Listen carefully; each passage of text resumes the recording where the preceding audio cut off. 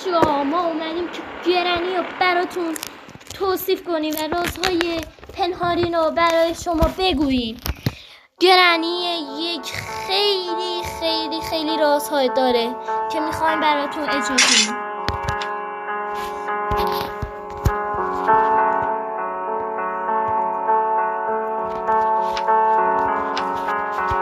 الان روی حالت بدون گرانی گذاشتم که ببینید فعلا رازها رو. متشکرم. ادامه کلیپ را ببینید.